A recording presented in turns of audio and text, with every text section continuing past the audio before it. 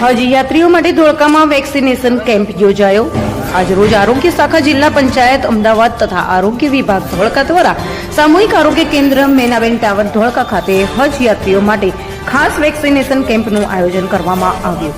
અત્યાર સુધી ધોળકા વિસ્તારના હજ યાત્રીઓને વેક્સિનેશન માટે અમદાવાદ જવું પડતું હતું, પરંતુ ગત વર્ષથી મુસ્લિમ સમાજની ધાર્મિક લાગણીઓ અને વ્યવહારિક મુશ્કેલીઓને ધ્યાનમાં રાખીને આ સેવાનો લાભ આપણા ધોળકામાં ઉપલબ્ધ થાય એ માટે વિસ્તારના ધારાસભ્ય શ્રી કિરીટસિંહ ડાભી સાહેબે વિશેષ પ્રયત્નો સાથે વેક્સિનેશન શરૂ કરાવ્યું હતું અને આજે ધંધુકાના 18 સહિત કુલ 180 હજ યાત્રીઓને વેક્સિનેશનનો લાભ મળ્યો।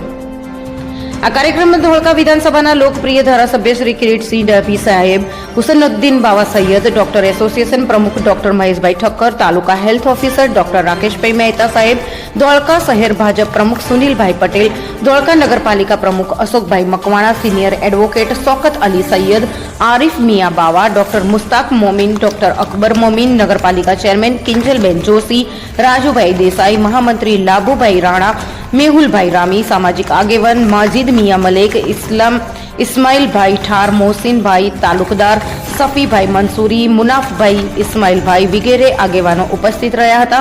આ કેમ્પ છેલ્લા 2 વર્ષથી ધોળકા ખાતે થાય છે, જેનાથી હજ ઉપર જતા હાજીઓને વેક્સિનેશન મેળવવા માટે સરળતા રહે છે।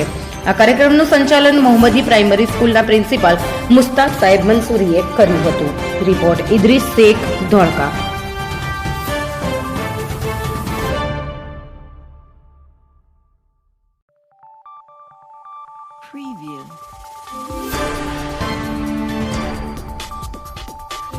हम दिखाएंगे सच्चाई की खबर चैनल को लाइक कीजिए, सब्सक्राइब कीजिए और हमारे साथ जुड़े रहिए। हम दिखाएंगे आपको सच्चाई की खबर।